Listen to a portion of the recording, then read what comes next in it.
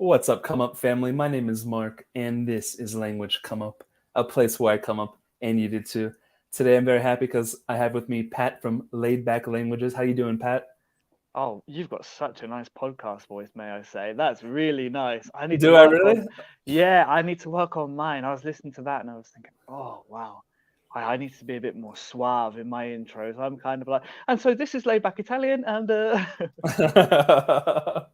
but I yeah, was working on it. I was like, before our chat, I was like, oh, and I was like, I was getting it ready. that's good. Approved 100%. But yeah, it's great to be here with you today.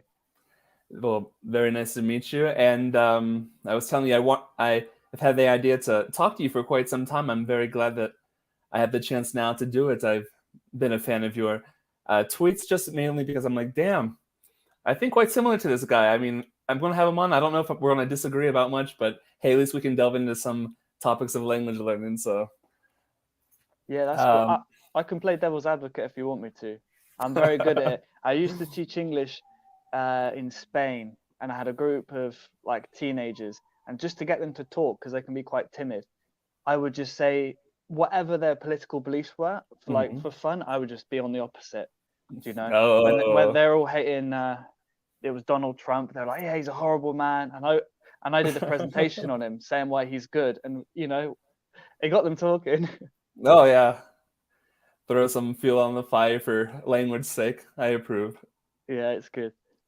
So, my first question for you is just basically what I really want to know about any language learner that I talk to, which is your story. How did you get involved in the whole world of language learning, and how has this journey of yours been? So I started off at school where we had a choice of studying either French or Spanish. And I chose French and studied it GCSE. So that's kind of until we are 14 to 16. And then I also studied it at A level, which is like the next step up, which is, yeah, 16 to 18. And then you kind of leave school. So I studied it for a good 4 years at school. And I really liked it. I loved speaking it, trying to say funny things in it, make jokes and everything. Getting on Google Translate and trying to, you know, trigger my teacher by saying something horrendous. Oh my gosh. So I Love enjoyed it. that aspect of it. I really liked. But results day came around, and I got an E, which I don't know how you score things in the States, but E in England is it's quite far down the alphabet. You can imagine Okay. it's far away from A. Ours ends at F. So if you get F, Yeah. All right, but it's the same system then. So yeah, I got an E, so I just passed, and my mate who was in the same class as me, he got an A star, so he got the top grade. hmm But what I noticed was neither of us could speak French, mm. so I was like, well, what does this really mean? He basically memorized, but in his short-term memory, a long script because he has quite a high IQ really, and he's Okay. good memory like that. So he would just remember these scripts, and that would be his oral exam. He'd even remember them and do them in the writing. So he Oh wasn't actually wow, learning the language, he was just memorizing it. sly guy. Yeah, yeah. I mean, you've got to do what you got to do. But That's right.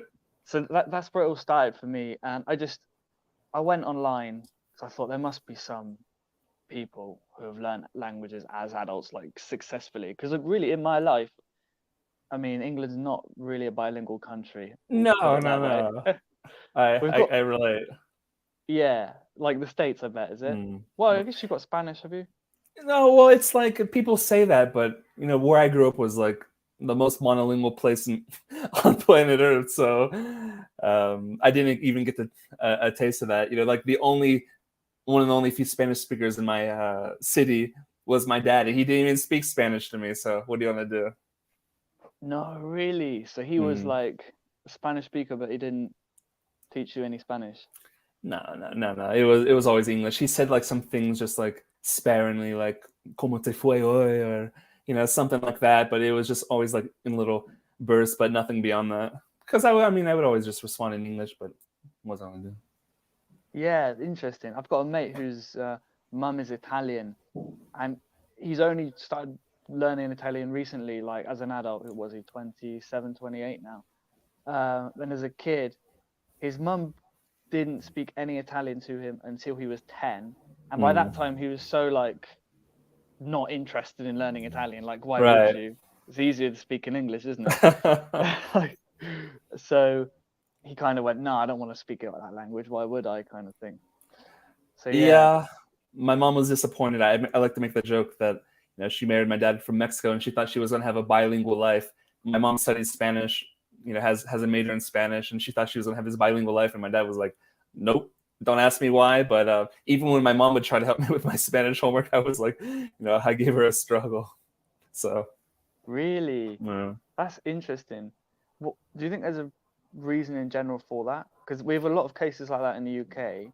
Like, not so much nowadays, but like certainly our I guess you're similar age to me, aren't you, in your 20s? Like our generation, I still think our parents were certainly the Italian immigrants who came over, some of them, because they really wanted to fit in and be seen as like English and not Italian. They made a special effort to like make sure, okay, I'm going to have an English family. My kids are going to speak English. Right. I don't want to confuse them with Italian. I don't want them to be different. Do you think there was a bit of that going on? Maybe not in your family, but Not in my general? family. No. Well, I didn't see many people that were just not like white Americans where I was growing up, so it was just like I didn't even come across that. But it wasn't that case in my family's case. I think it was just my family tells me stories about how they remember my dad just studying English so hard, like he was so dedicated to studying English here in Mexico. And I think he just was in a different country, wanted to speak his language, and that's how the relationship got established. But my mom, who is a quarter Hungarian, her grandma's from Hungary. Her grandma and her mom would speak Hungarian, and what you said is true for their case. But we're talking like the 50s and the 60s, where they didn't speak to my mom in Hungarian because they kind of wanted like this American thing, right? In that case, it was the case. Yeah, it's very interesting. Mm-hmm. And yeah, sorry, I was finishing off my story. We went off on a sidetrack there. Yep. It happens. Yeah. Do you know? So with French, then, do you know Luca Lampariello? Of course. How could I not? I mean, he's like an OG legend in this stuff. He's a bit of a goat, isn't he? Yeah, he's a goat. I mean, maybe the goat. Yeah, possibly. He's very good. Anyway, before making this into a Luca fan club. Believe me, I'm already in that club. And then he's gorgeous as well. He's gorgeous. Isn't he gorgeous? Oh, he's a beautiful man. He's got it all. Lucky man. But I was listening to him speak French, and he was explaining in the video, I think, about how to learn French, but in French. And I think I managed to put subtitles in English or something, because I was watching it and I was understanding it, and I was like, wow. So this guy's saying, actually, if you do these things, mainly he was talking about like lots of exposure to the language, or like listening to it, listening to songs, all of these things like are just so different to the stuff we do at school, which is like really separating the grammar. So you've got, okay, today we're going to learn grammar. We're going to learn this one verb. Like, you can't learn a language like that. You can't isolate into bits. You've got to do it very holistically first. And then when, like kids do, once you get to a decent level at which you understand pretty much what people are saying to you and you can speak, okay, then, in my opinion, then you start looking at the grammar, like studying the grammar. You can always reference bits of grammar to help you kind of learn as you go. But yeah, that's my view on it. So just, yeah, with French, when I started learning it properly, I lived in Senegal for 3 months as well. Oh, wow. Yeah, which is it was an experience. And there were a lot of French-speaking volunteers who were working where I was working as well. And is that kind of like the lingua franca in Senegal? Oh yeah. Well, yeah. One of, yeah. Kind of West Africa, a lot of them have the French as the second or third language. First language, like predominant one, was Wolof, which is like one of the tribal languages, the main one. So I had to learn a bit of that to speak to the kids. They didn't speak French. I went there to learn French. I spoke French. No one replied to me in French. Really? And did you end up learning a little bit of Wolof too? Yeah, had to survive. It's a cool language, actually. It's really cool. How cool. I'm really interested to study at one point, in my future, like an African language. But what did you find interesting about Wolof? So with Wolof, I learned very few words, but But all the good something. ones, of course. Do you know what? I didn't learn too many swear words, if that's what you're getting at. Because all the interesting ones. Yeah, no. To be fair, I learned a few greetings and whatnot. But what really kind of impacted me to this day is, how in English we'll say like "How are you?" How are you, Nangadif? And to say I'm fine, I'm okay. They say "Mangi fi." Mangi, I am. Fi is here. So they say I'm here. We would say in the West and most Latin, well, like Romance languages too, I guess. They say like I'm fine, I'm well. But for them, I'm here. And I don't know, I thought, wow, okay. Maybe I'm looking into this too deeply, but that's actually quite, whoa, it's either very spiritual, saying I'm here, I'm present. Yeah, exactly. Could be quite sarcastic as well. Like, well, I'm here, aren't I? Do you know? Whatever no, that means. I took it as I'm present, I'm here, I'm existing, so therefore things are good. Yeah, exactly. I'm here, I'm conscious. That was cool. That was kind of started a bit of a spiritual awakening for me, actually, to be fair, without going into that kind of stuff, but it was really nice. So yeah, which African language would you learn? You say you wanted to learn African one. Well, I mean, it would be an interest down the road, and we'll see how things turn out. But I do kind of, unless there's a particular language of a region that just kind of draws my attention. For example, like Farsi in the Middle East, then I would kind of prefer to have like the most kind of, let's say, dominant, or the one that you can communicate with the most amount of people in. You know what I mean? So I guess that would be Swahili in most cases. I'm not a super expert on this case, but I know that lots of African groups can communicate in that language. Yeah, Swahili would be a good shout, I think. And don't they use a lot of Swahili words in The Lion King? They do. That's always one of the fun facts. Like, did you know you probably already knew some Swahili words? Hakuna Matata. Yeah, I think it's something I've watched in like a BuzzFeed or Watch Mojo kind of video. Fun facts. Yeah. Okay, so you would learn what, Swahili?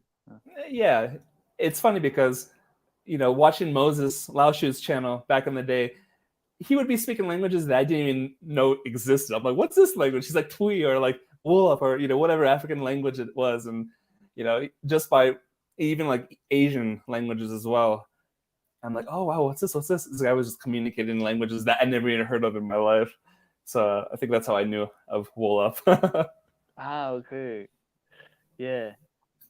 With Asian languages, have you learned any Asian languages? No. I'm on my second foreign one. Oh, Russian and Spanish, isn't it? Yeah, first it was Spanish, and well, now I'm with Russian. What languages do you speak? I know it's some Romance languages, and you're doing an Asian one, aren't you? Yeah, because I thought I was cheating a bit, just doing Romance languages. I thought I added another one. The arrogance to call myself a polyglot. Yeah, you gotta switch it out. Yeah. Throw something in there. No, do you know what it was? I always, and I say this to people, you've got to learn a language for love. Like, unless you really love it, unless every student I have that comes on one of my coaching courses, I make sure they've got 3 solid reasons to learn the language before taking them on. Right. And they can be easy to find, but I need a person to get really like fired up about it, because as you well know, takes time, it's a commitment, takes time, takes dedication. But if you can enjoy it or learn to enjoy it, wow, I mean, it's fun all the way. Like when you're a beginner, it's so much fun. When you're intermediate, it's fun. You keep focusing on that, keep focusing on having fun, and you end up getting to a level where you're like, oh, I'm speaking and understanding this language fluently. Like, that's cool. Yeah, it's super surreal. And I know you had written something that I thought was a really great indicator of what it's like to really kind of want to study a language. And you said something like, your heart sings when you're thinking about speaking it fluently. I know that I'm on the right track, because it's like, for example, if I'm feeling kind of like demotivated or not wanting to study, if I just kind of listen to some songs or kind of ground myself in what it was that I kind of felt those feelings initially, I kind of put myself back on the right track. And, when I hear that language being spoken, for example, it's just like, my heart singing, and it's like, oh yeah, I'm on the right track. That's it. Yeah, 100%. It's such an important thing for people who are starting out, I think. A lot of people say as well, they're like, oh, which language should I choose, Which Yeah. is the best language to learn? I mean, what a question. Which is the best language? What are your what are your reasons, So going back to Malay, for me, my reasons were I went to Malaysia in 2016 to visit my brother. I went with my whole family and we had a beautiful holiday there. And so I didn't fall in love. I wouldn't go that far with the culture, but I really liked it. And I liked the people. They were really friendly, chatty. And the food was also very good. The music was cheesy, like a lot of love kind of ballads and pop songs, but I quite liked it. They had karaoke bars. So those things, I was like, wow, okay, these are reasons to learn a language, And then on top of that, my brother speaks it fluently. And all of the ways, Wow. yeah, he lived there. He lived in Malaysia for two and a half, maybe 3 years. Oh my. Is that how you ended up there? Yeah, that's what we were visiting him. Yeah, Uh-huh. yeah, just for a holiday that was. But and so I knew, oh wow, if I can learn Malay to even like I don't know A1, A2, B1 kind of level, I could speak to him in complete secrecy. Like And it as would an be English speaker, epic. that's an attractive thing because, other people have their languages and they can do that, Afrikaans, whatever. But English is just like, man, sometimes you just want to communicate with someone secretly. Yeah, that's so true. That's so true. It's something you get used to and enjoy it. Like with my girlfriend and I, when we're walking around the supermarket, whatever, we take it for granted. Just chat openly, saying whatever we want in Italian. We keep Oh, yeah. reminding each other like what when we go to Italy, we have to do it maybe in English, but not in Italian. Oh, yeah, We exactly. get some weird looks, like making jokes and things. And now that's an interesting topic that just came up. The fact of kind of multi-lingual relationships, which is something that I've had to some extent. And what's been your experience with that? I mean, what do you think are some of the drawbacks, some of the things that you don't get with a language in your own, with a relationship in your own language? Guys, I I'm love podcasting up here, please. I love these questions. These are great. So some of the drawbacks, you say, like what makes things difficult? I guess certainly at the beginning, because I mean, we still are. I'm still learning Italian. My girlfriend's still learning English, but now we're pretty fluent in it, so we can communicate pretty effectively. But at the beginning, certainly when you have disagreements and things you need to sort out and like have serious conversations about, Sure. that can be harder to do.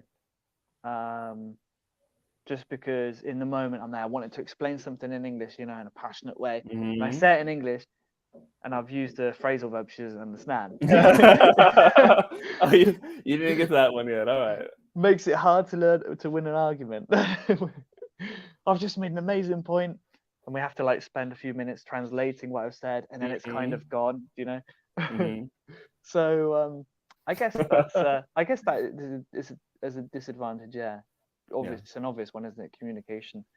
But also in a way you have to listen harder. I've found that I've become a better listener as well. If she's explaining something to me in English or in Italian, to be fair, and it's something serious and I'm like, right, I want to understand this, it's trained my ear and it's trained me to say we're speaking in Italian talking about something, I'll have to think before I speak sometimes, and translate like an expression or something. I'm like, oh, I don't quite know how to say it. I need to talk around it. So I'll actually talk a bit slower and think about what I'm saying. So in a way, it's made me more present as well, I would say. All right. More like conscientious of what I'm saying because it's got to go through the filter of being translated at times. And how do you divide the languages? Italian, English? Oh, we speak an absolute mangled mess of Italian and English.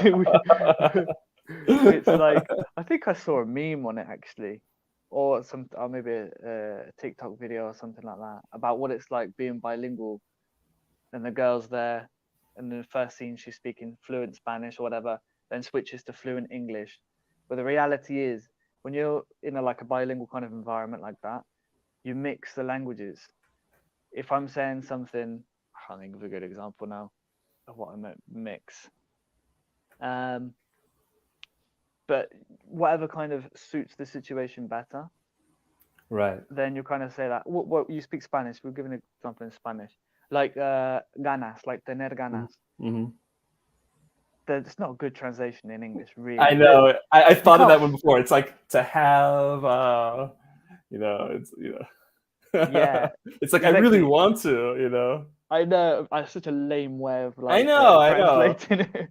Tener ganas is way better than I really want to. Yeah, of course, because then you can have ganas, but then you can also not have ganas, which is another Mm-hmm. like feeling.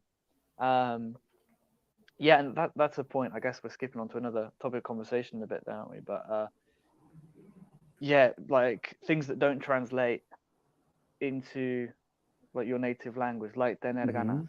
So Yeah. from then you kind of mix a bit, And I might say if she was Spanish or whatever, oh, I don't have the ganas, because it makes so much sense. You just like, well, it sounds way much better. It's just so much better. So I'm just gonna add that in, whatever. Yeah, exactly. Because like you said, it's different from I don't really want to. Mm-hmm. No tengo ganas is like it's more in the realm of I can't be bothered, can't be asked. I'm a bit Mm. not up for it, don't fancy it. It's kind of all those things. This is an interesting comment, and it's something that I know I can add to. There was a study some years ago that posited that we are more utilitarian when we speak a foreign language and less ruled by emotion. And that's actually a positive thing that I can say in terms of arguments in a relationship. For example, if we're arguing in English, it's like the things that may come out might be a lot worse. But since you have to do some filtering sometimes, you can actually kind of filter yourself, control yourself, so that the way it comes out maybe isn't as cruel, as hurtful. You can say it in a way that really maybe we would actually like to say it in our native language, but since the emotion just flows, sometimes you may say something that you regret. Mm-hmm. Yeah, sure. Yeah, so it can make you more more conscientious like that, can't it? And I'd say as well. I mean, I've also been studying psychology and I've done a lot of personal therapy, so I don't Ooh. know if it's anything to do with language learning. It might not be, but I find that certainly, actually, no. To be fair, at the beginning, when I was learning a language, because you've got to make so many mistakes. Oh, sure, for And sure. going back to what we were saying about school and how different, like Luca Lampariello's method is compared to a school method. I mean, it's so different. They make you scared of making mistakes, I Mm-hmm. find. I have Mm-hmm. a lot, and it's quite interesting. I teach a lot of adults, and you'll get stuff like I they'll wanted to make a touch on that. mistake. Interesting. Yeah, and they'll kind of almost, I can see it. So I'm a counselor as well, so I kind of use all my skills in this way, and I can see them flip back to when they were 6 at Wow. times and get like angry with themselves. Oh no, I'm stupid. Why didn't I forget that? Mm-hmm. Why don't I remember this word? Why did I forget that? Oh, I should know this. I should know that. So certainly in the beginning, I've got to do a lot of like I would call it emotional self-awareness, kind of Mm-hmm. emotional intelligence work with them. So that's another thing I think language learning has definitely helped develop in me, is that emotional intelligence and the ability to understand when I'm feeling like I'm getting angry with myself, or I'm like, oh, when you forget, you make a mistake, and there's like this little, I get a pain in my stomach, like, like, oh Mm-hmm. no. But Right. instead of letting that turn into shame, which is what they do at school, I kind of just I recognize it. I'm like, oh, okay, feel the twang. I'm Mm-hmm. present with it, and then I go, right, let's go. I don't let that voice, that egoic voice inside my mind, say, oh, you forgot it again. You're such an idiot. Right. And I mean, I can imagine how easy it is for someone just to get overly frustrated. I mean, yesterday I had an incident where I kind of really messed up something. I ordered some Uber Eats and they messed up my order. And I know I was explaining pretty well up until a point, but then I tried to say something like just off the top of my head. And I just completely butchered it. And I'm like, oh shit, I really messed that up. And basically, this is something that and it's something that I saw reflected in the delivery guy, is that he didn't care. I'm like, damn, I messed that up so hard. And there was like just a temptation for me to get a little upset with myself afterwards, but I'm just like, whatever. But people typically don't care. I mean, come on. Yeah, exactly. And the more mistakes you make in that way, once you give yourself the chance, once you stop being so harsh on yourself, and I probably tweet about this a bit too much, to be fair, but I like drilling it home.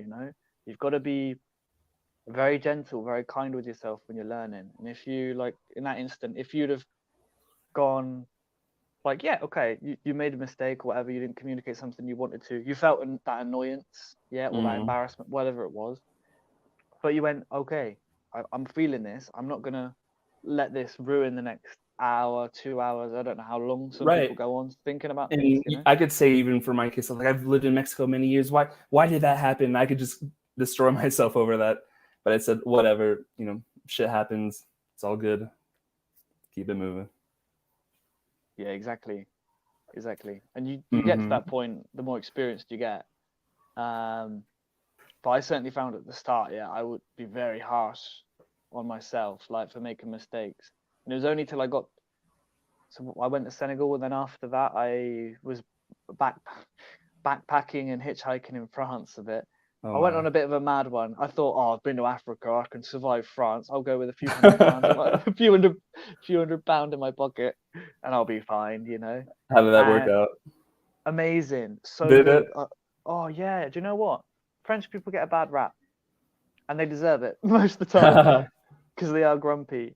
But no, it's just people in Paris, to be fair. But once you get to know them, once you get under that, there's a lot of, well, it's reflected in the language, isn't it? I'm sure you know a bit, like saying like vous. You've got to like vouvoie everyone, Oh. and some people don't want to be vouvoied because they think you're calling them old if you use vous with them. So sometimes they want to be called true, but you've no way of knowing that kind of thing. Right. And sometimes they see you as beneath themselves. Sorry. So then they use true with you directly, and it's a bit of like, I don't know. It feels a bit, it's a bit awkward. Right. You have to get to know a person. You have to get past the true and the vous, and then after that you can kind of be like, oh, there's a human under here. Oh, nice. Actually, they're quite friendly, French people. Oh. But it takes time. Yeah, for me, in the first couple of years of being in Mexico, I would just like to everyone. For people that don't know, that's the informal version. Unless they were just like super old, then I'm like, okay, I guess in this case I need usted. But that kind of changed with my dentist, because I would notice how the assistants and him would interact, and you could tell that they were clearly friends and that they were probably working together a long time. They would laugh together. They were just having a blast there at work, and she would always say usted. And I'm like, if like this woman who's basically like his friend is calling him usted and I'm calling him too, I better change. I better change this. That's great. You swagger on it and saying to everyone. I'm the boss here. I'm the client. I'm paying your wages. Exactly. No, that's well funny. Yeah, you have Put to things adjust in perspective. sometimes. You got to adjust sometimes, haven't you? Like to the situations. You're like, listen, how are they speaking to them? Okay, well, maybe I should copy. Yeah. What's the usted and tú situation like in Mexico then? Basically, it's like if someone's like clearly older than you. Let's say I'm in my 30s. Let's say if someone's maybe in their 50s or whatever, then I would just to them unless I had some kind of prior relationship or there's some kind of dynamic, or in certain professional situations, right? These are kind of like my guidelines. But if it's someone around my age, not noticeably too different, then I would just say two. It's pretty casual in that case. But with people that you don't know who are a little bit older and kind of these people in professional situations, it's usually just go usted. Yeah. It's a safe bet, isn't it?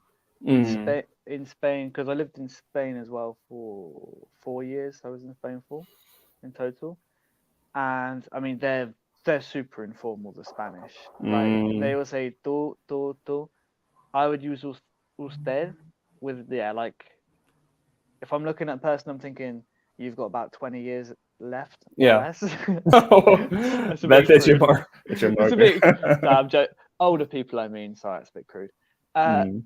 No, I'll look at them and I'll think, okay, yeah, obviously, you can feel it at times. So I think you can get a feel for it. Sometimes when I speak to someone, I can kind of feel it. I'm like, yeah, okay, I can say like tú, but Mm-hmm. sometimes, yeah, you just need to say usted. Mm-hmm. And in banks, yeah, banks in Spain, pretty much one of the only places I think professionally I would use it. Supermarkets, they say tú, which I found Mm. super weird having been in France. When I got to Spain for the first time and everyone was saying tú. Mm-hmm. There was a bit of French in me and I was like, oh, how dare you? Who are you talking to? I'm all Oh, dead. exactly. It's funny how these cultural things come into play. I remember my first couple of weeks in Mexico, and I went to some like little sandwich kind of stand, and I paid for my food, and the guy handed me the sandwich, and then he did like this to me, and I'm like, is this guy just like telling me to F off or something? I just paid him money for some food, and now he's like insulted me, and I just like walk away confused. Then later I find out that like this means thank you in Mexico, but you don't even need to say anything. You just go like that, and that Wait, means thank you. touching your head like that, touching No, your it's just like this. putting You up just what lift you just four you just fingers. yeah, you just lift up your hand and show your fingers like this. It's like Oh wow, that's cool. I like it. It's actually very efficient. It's just like, for example, imagine you're at the restaurant and you're eating and the waiter brings you something and it was very nice and you go or in Mexico you could also do this. Oh, do you want this? Or and you're eating or drinking, you're like, you do this thing right here and this means yes as well, which is very functional. I like it a lot. No way. That's actually see. This is what the Italians need. They need a bit of sign language that actually has like good, decent meanings. Or not. To be fair, they've just got a large vocabulary. Like that kind of stuff. I'm still learning. The sign Mm. language. You do pick it up though, don't you? Like those kind of the sign language, the actions that people do, especially when you're living in the country, you'll start to act a bit like it. And what about your English? Have you found that your English has changed at all? Hmm. Like Hmm. the way you in like the what's it called? Like the intonations, the kind of going up and down and Sometimes, yeah, and some kind of structures get bled into my English, but typically I know that it's from Spanish and it's really no big deal anyway. But yeah, I've seen how my English gets modified at times. yeah, I found Mm. that's definitely happened with my English. Certainly when I And came back from Spain. Now it's a bit better because I speak to my parents and I've been here for nearly 4 years now. Wow, time's mhm. flown. So yeah, I'm used to speaking with English people now. But when I came back from Spain, I was speaking like this. I don't know why, but I used to speak like that, like really odd because I would speak to like lots of international people and speak Spanish, and that's it. Right. Yeah. Uh-huh. Yeah, some people when I started making videos on YouTube, some people were questioning whether I was a native speaker or not, and I'm like, is it really? I mean, come on. I mean, I didn't get it. I didn't get it. But I said, if that's the case, and somehow I've lost my native speakerness, then who cares if I've gained one or two more languages as a result, and I can still speak English like that? Acceptable. You know what I mean? 100%. Yeah, I had that attitude for sure when I started. I was like, I would sacrifice a bit of my English because I know it's always going to be that I'm always going to speak it. For I'm sure. just going to try and really like think just in French now, just convert my brain to French. And yeah, you do. Yeah, I guess I've lost not like my ability to communicate, but in some ways I feel a bit slower, Mhm. And because hey, if it's a yeah, it's a, a small loss, well worth it. Because would you rather have a English at a bit of a higher level or a more whatever ready level, or to be able to communicate in a bunch of languages, travel a lot, meet a bunch of people, maybe have relationships, fun times, friendships? I mean, for me, it's a no-brainer. Yeah, I agree. And to be fair, like you never lose your native No. language, especially when you keep using it like Hmm. regularly with you speak to other native speakers, like any language. To be Of fair, like course. um, yeah, we can talk about that, like language maintenance, what you need to do to maintain a language. Sometimes I feel wow. I mean, I'm blessed because I get to speak French, Spanish, and Italian with my coach and clients that I have. Hmm. But I mean, one thing speaking with someone who's learning the language and you're teaching in that way, and Hmm. another thing is speaking with a native person. And For sometimes sure. I do kind of try and like speak to one of my friends for an hour or something just to get back, like get my Hmm. French back, and I get all these lovely words that I've completely kind of have not been forgotten, but they're kind of like lying around in the dust somewhere in my Right. brain. But I it's love because of that when you pick up words that just float around there that you know exist but you haven't even heard of, and sometimes they come out, or sometimes you hear a friend or someone use it, and you're just like you appreciate your own language. Oh damn, that's a nice word. Oh, I like that. I love that. yeah, for sure. It's good. It's Like all my good. cousin said debonair recently. I'm like, oh, that's nice. Like, oh, he was very debonair. Like kind of nice, like nicely dressed, kind of like charmingly dressed. Like, oh, I haven't heard that in a long, long, long time. But it's nice to Yeah, rediscover those words. yeah. Never goes away. Like if you learn properly, that is. If you learn the way you learn when you learn words at school, yeah, it's not gonna stick because there's nothing really to stick, to be fair. Hmm. But once you learn a language properly, once it gets into your like long-term memory, think if you can reproduce words whilst you're thinking in your native language, that's saying, oh, how do I say? And then you can say it in your target language. That's always the level I try and encourage people to get to, you know.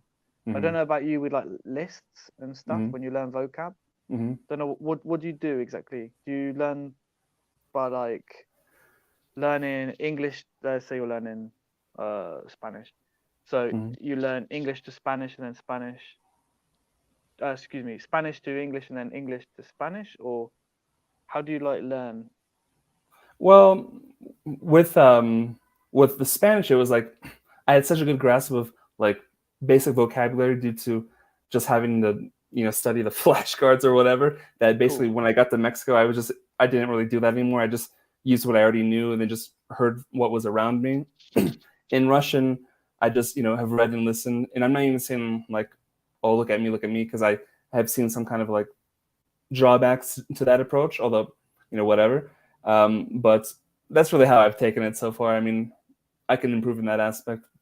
I think that maybe adding some kind of review to some extent, not saying in any specific way, but could kind of react like to activate these vocabulary words that I do have, because what's happening to me in Russian is like how do I say that, and they'll tell me, and I know it, but it's just not active.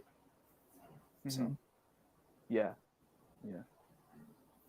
What are your views on well, unless there's any other questions you want to like ask, I don't know yeah, if you've got things planned. yeah, I've got some questions, and Yeah. Go for it. We can go for a quick fire round if you want. let's go through a quick I've fire got round. my phone's probably going to die in about 10 minutes, just to warn you. So I don't want to get that cut off the podcast All right. quick. But Let's go through a quick round then. So, yeah, the go real for it. secret to language learning is doing the right thing and doing them consistently. This is a quote from you. What's the right thing? Oh mate, you put me on the spot there. The right thing. I mean, I've got a whole method that I go through with my Mm, clients that I've used on myself repeatedly and kind of put it down, like got it kind of perfect. But in general, the right things are what? Input, listening above all, in my opinion. mm, I like to focus on listening and speaking at the start. So lots of listening, um, reading as well. Even, I mean, we're so lucky. We've got YouTube. You can like read and listen at the same time with like the subtitles. Just mm-hmm, so good. We've got so many cool resources now. So I do that to the max, basically. After that, so I'd say that reading and listening. Um, speak often.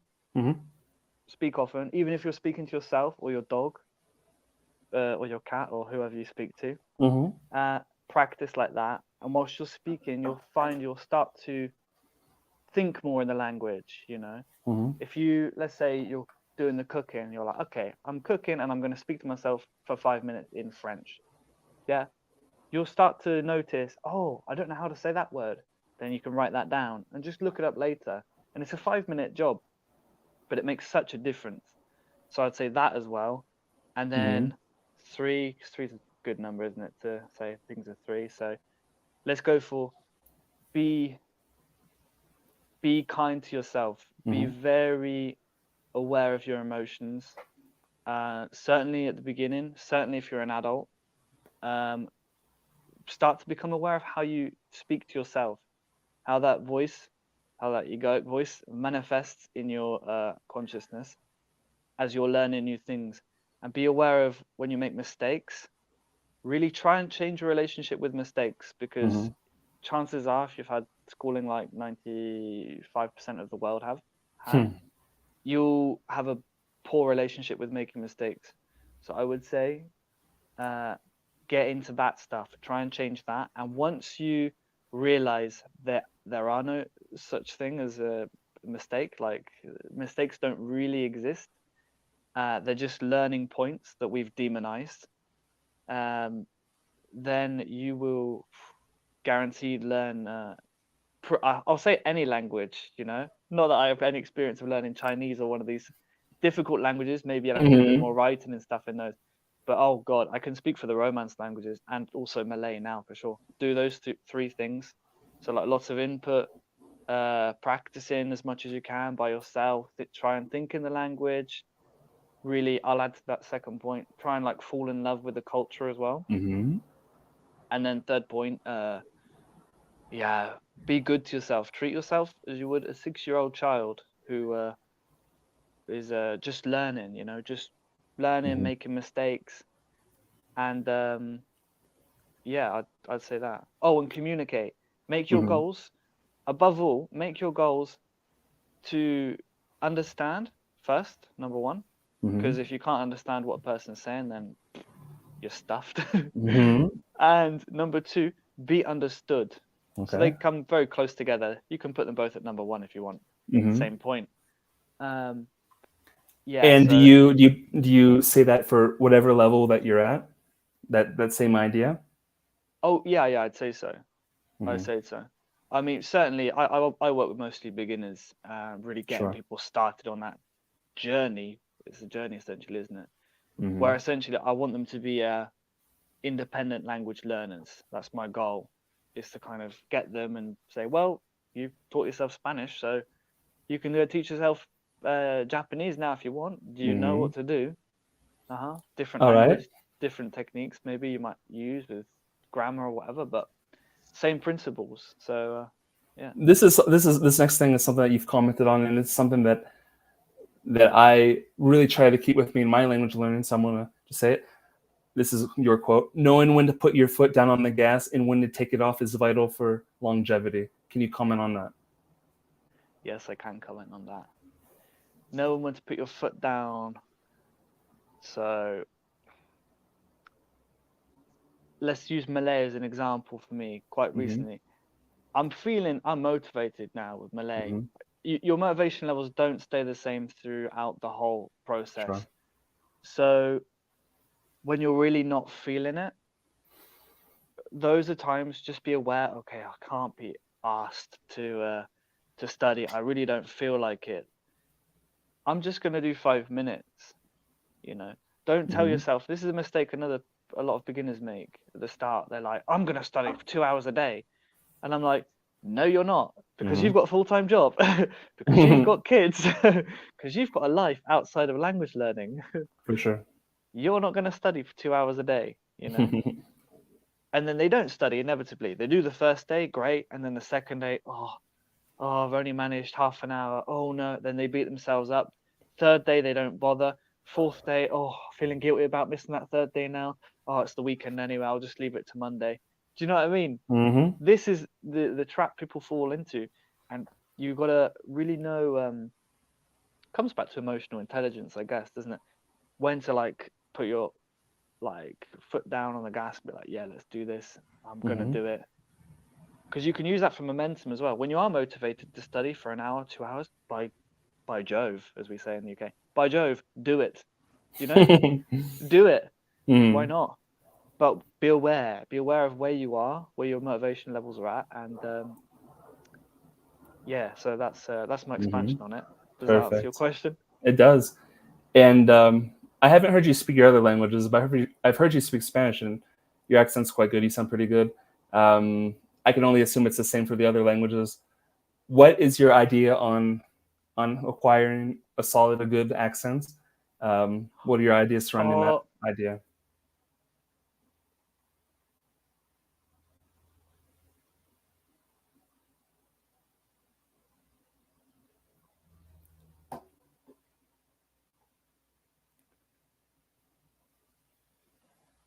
I think his phone might have just gone off. So, how's everyone doing today?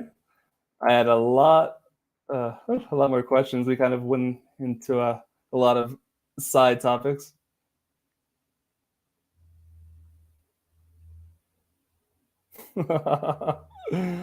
I think it did. Actually.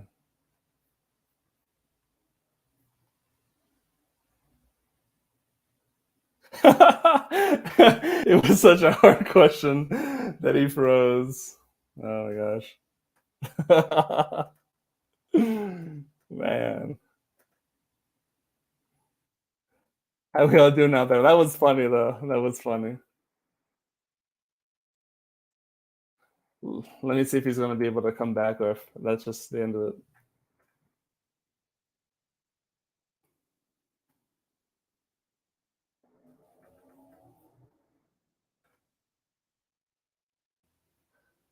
So he's studying Malay. Correct me if I'm wrong, but it's similar to Indonesian, correct? Oh, here he is. Hello. I am so sorry. I did say. I thought I had 10 minutes left. Look at this comment. It's funny as hell. He says it was such a hard question that that the camera just froze. Or whatever. The question. I thought, I don't know the answer. What was the question again? Sorry. Like, what's your whole idea surrounding getting a good accent, acquiring a good accent? Right, I'm so sorry about that. Can you hear me okay? Right. Acquiring a good accent. Or to developing one, whatever you want to call it. Yeah, I'd say accent tips. First things first, although my accents are actually okay, they're not bad. I'm quite okay at doing accents. I don't actually put that much importance on having a good accent. I think as long as you're, like I said, aim to understand and be understood. If you're understandable, if people can understand what you're saying clearly, then having an accent, I mean, when you look at it, what even is an accent, you know? Like having an English accent speaking Spanish, Spanish girls quite like that. Do you know what I mean? It's not a bad thing. You're going to tell me that's a bad thing? If they can't understand you, yeah. Okay, maybe you don't want to say like el rey. Do you know? You want to say el rey. You want to say the R. You don't. That's something I kind of thought, right, I want to learn that. I want to learn how to do like the R. And it served me well because obviously we learned Italian after, which has got it quite heavily in a lot of words. So yeah. So tips, I'd say you can practice even if you don't speak the language. Mimic. So do like impressions of, I don't know, say you want to learn Spanish. I'm trying to think of a famous Spanish person speaking English now. But like Penelope Cruz. I can't think what Penelope Cruz sounds like, but like just the traditional kind of cute Spanish girl speaking English. Yeah. Okay. And exaggerate it. Like listen to her accent. Like, okay, hello, how are you? I am fine. Thank you. Speak like that in English. And then obviously you'll start learning Spanish words as well, but you'll start to train your tongue and your throat and your other muscles in your mouth, I guess. So yeah, I'd say that speak imitate accents even in your native language, and also exaggerate, go really over the top. Like if you're learning Italian, speak like this. Go properly like se impari l'italiano devi impararlo così.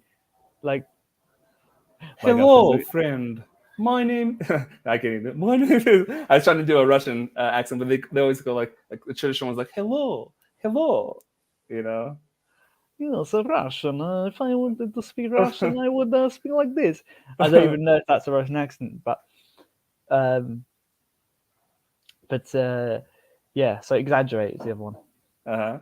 And you said that, for example, whatever language that you're learning, let's say, you carry the accent with you from the previous language that you've learned. Is that true? And if so, like, do you get rid of that, or do you just work through it, or what's the situation with that? I thought that was interesting that, let's say you learn French and then you speak a little like a French person when you speak Spanish, and then the next language is kind of like you speak it with almost like a Spanish sense or something. Oh yeah, 100%. When I learned French, because I really tried to get the French accent, and then I went Spanish, and I to do like the R, for example, I knew I didn't want to do like r, like like in English. Right. So it came out as like French, like quite guttural, I guess, like right,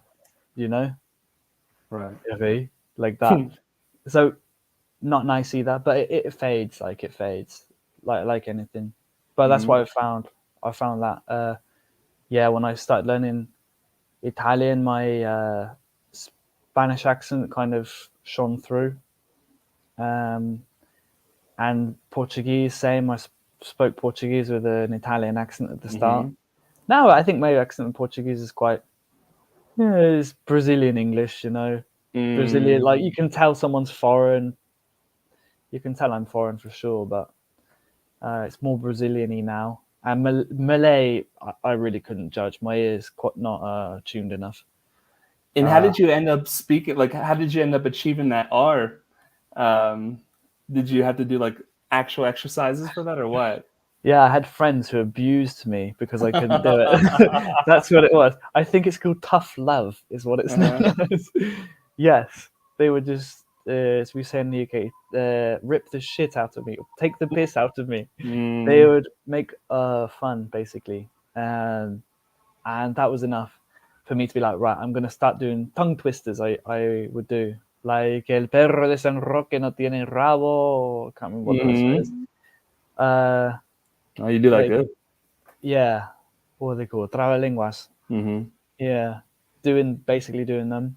And then it comes with practice. It comes. Oh, wow. Because, I mean, for me, I feel like I don't think I could do it as good as that.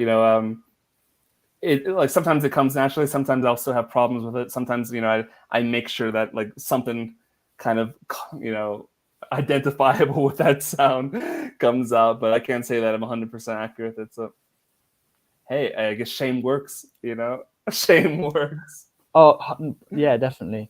You need to find some people in Mexicans are too nice. That's the problem. Yeah, I think it is. If it were the Argentinians, they would put me in my place.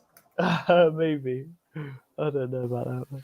I was saying yesterday on Twitter that, for example, if you're speaking to an Argentinian and if they don't understand something you said, they'll just turn to the person next to them and say, "¿Qué dijo?" What do you say? And it's just like, I'm right here in front of you. I mean, like, say, "Hey, I didn't understand," but they'll just say, "What do you say?" Like right in front of you. At first I didn't like it, but now I see kind of the humor in it. I take it. Oh, that's soul destroying. That is absolutely soul destroying. You've got to have some emotional intelligence to withstand that. That's like, it's the culture, isn't it? Like you learn that when you travel, don't you? It's not just languages. People are essentially all the same, but we're also extremely different in our ways that we do things. What would you say are some things as a language coach, as a language teacher, maybe that you could share with other language coaches or language teachers that would be helpful for them? Oh, that's a great question. What would I share with other teachers? I mean, when I work with people, I tend to coach them anyway, because I've got a certain style that I like using. So I think first thing to know is every teacher has their own style, and that's just that's great, because then different people can learn and everyone learns and everyone can practice together, and it's beautiful. But definitely repeat what the person is saying back to them. So do lots of paraphrasing. Let me try and think of a good example.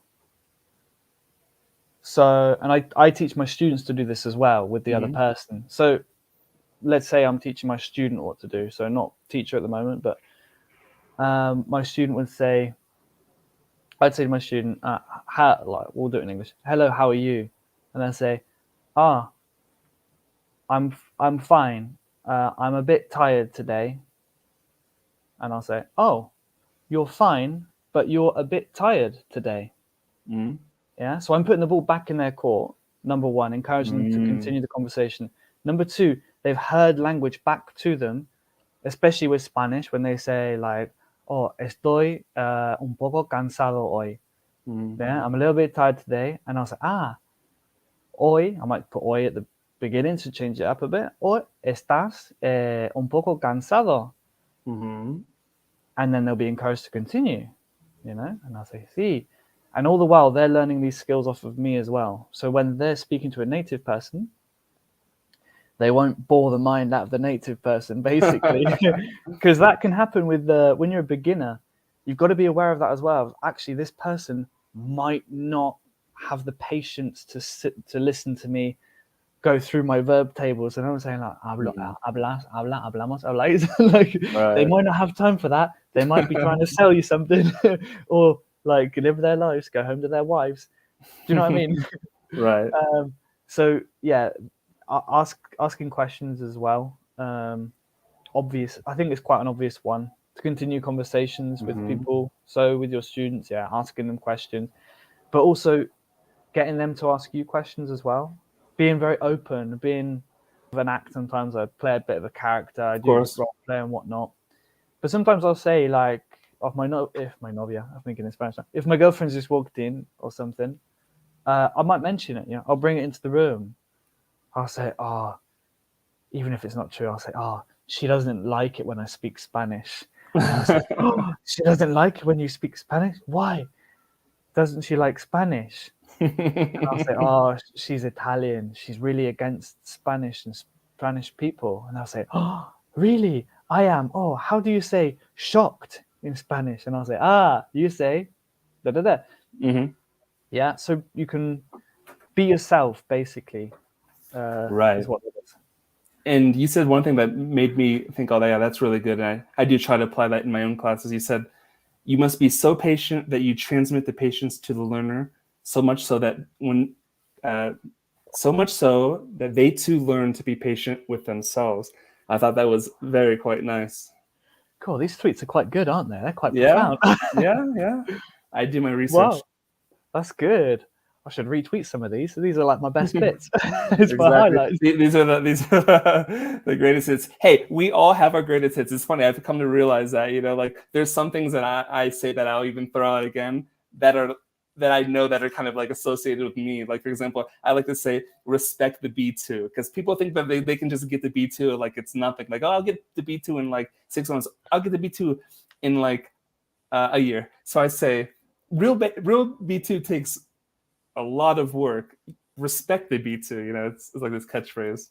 That's really cool. That's cool. You got your own little catchphrase. Respect the B2. Yeah. Respect the B2 is my catchphrase. One of them. Yeah, for sure. Respect it.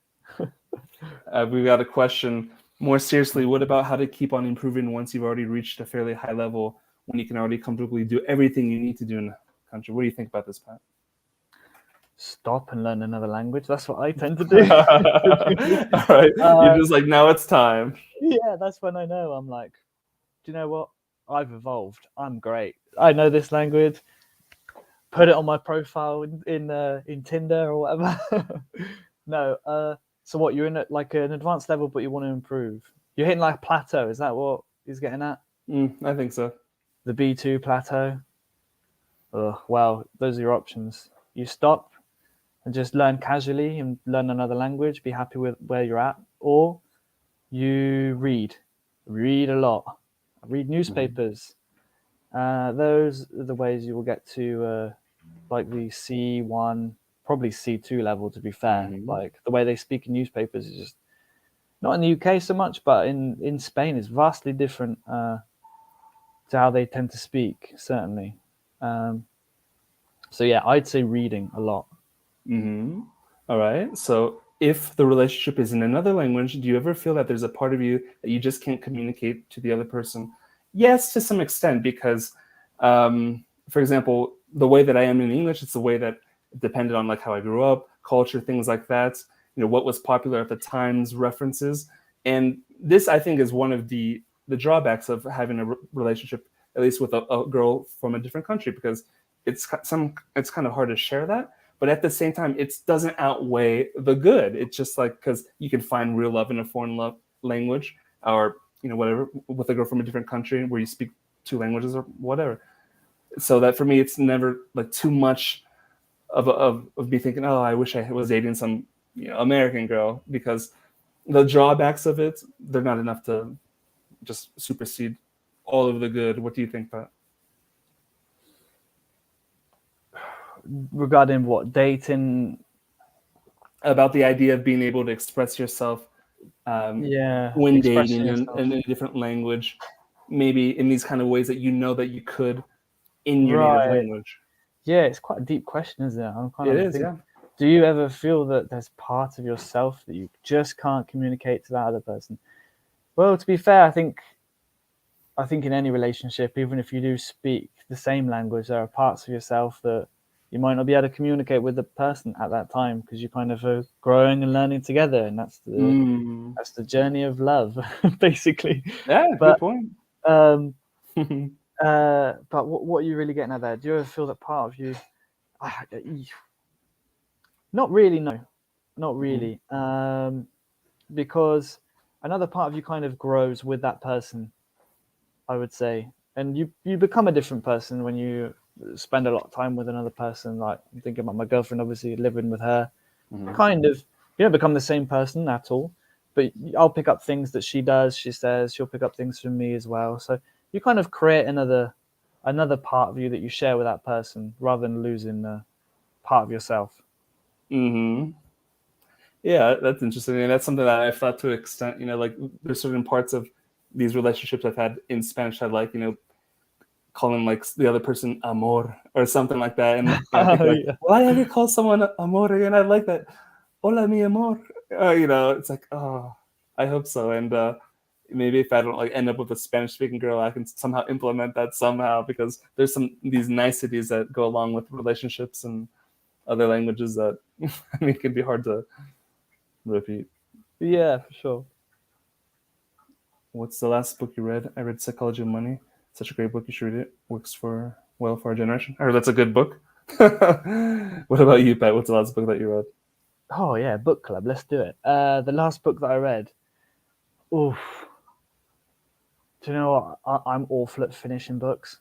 I think I'm reading 3 at the moment.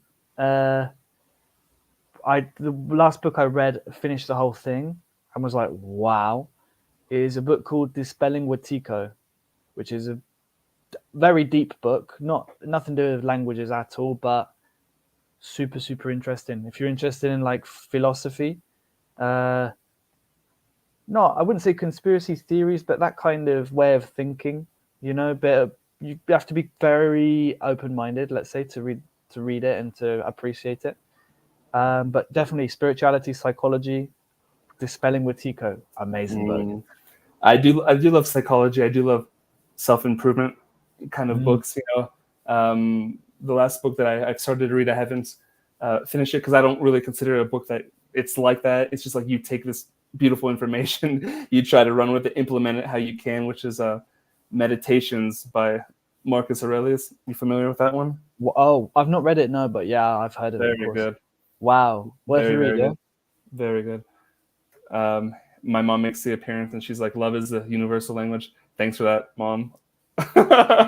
She's not wrong. She's not wrong. Love Uh, is the universal language for sure. All right. Sure. So my last question for you, and you're from England, I'm from the States. We're from these countries where, I mean, people haven't really discovered that they like languages. Is there anything we can do to trick them to get more people on our team? Oof. It's something that I would really love to change about the UK. Me too. Not that I These places. yeah, not that I looking at it from a very kind of nothing political about wanting to. I love different countries actually. I love going to a country. I won't say I'm a nationalist because that's quite a dangerous thing to say nowadays. But I like, if I'm in England, I like feeling like I'm in England. If I'm in France, I like feeling I'm in France. If I'm in Spain, I want to be around Spanish people and speak the language and whatnot. But with English people, I would love for them to be able to speak foreign languages. Just Spanish. It's not a lot. You go to Spain every year to the same to the same place. There are Spanish people around you. You've no idea how beautiful your experience could be if you were to only speak to them just like, hola, ¿cómo estás hoy? Oh, sí, estás cansado, ¿no? Porque has trabajado un montón. Or anything like that. And I'll say, oh, see, like they'll speak back to you, and you'll get a different person. And I've actually had an experience for one of my clients, who's pretty much that kind of a person. Always go to Spain, house in Spain, loves Spain, didn't speak the language, decides to actually like go for it, and throw himself to the wind and be like, well, I've no idea if I can do this, but I'm going to try. And he speaks Spanish now, and he's there chatting to people, and he's like, yeah, they light up. Like, of course. Yeah. And I mean, that could be the advice right there. If you happen to go to some place, try to learn some language comes along.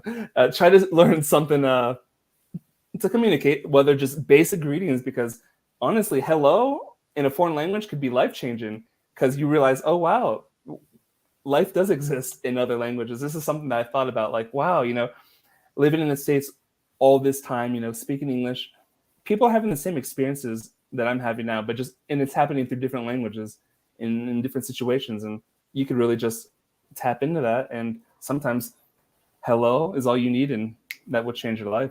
Hello in a foreign language. Hello in a foreign language will open up crazy amounts of doors you didn't even know were there. And they will lead you down wonderful, beautiful, like winding paths, meeting random people in random situations. You'll have so many stories to tell people. And and like your mum said, essentially it will lead you all back to love, and you'll realize, oh, that's all people ever want, Like you get to know people and you realize, oh, they're just speaking another language. And once you speak their language, you realize, oh, they're not so different from me. And actually, like, what's driving these people is love. That's all they want. So yeah, shout out to your mum. Great comment, that. I enjoyed that. One of those old pieces of wisdom, but ever so true. All right. Well, thank you so much for being here, Pat. Do you have any parting words for the good people of the Language Come Up channel? Keep at it. Keep enjoying it. Visualize where you want to be. If you want to speak your target language fluently, you can do that. If you can visualize it, you can do it. So really start like knowing that's true.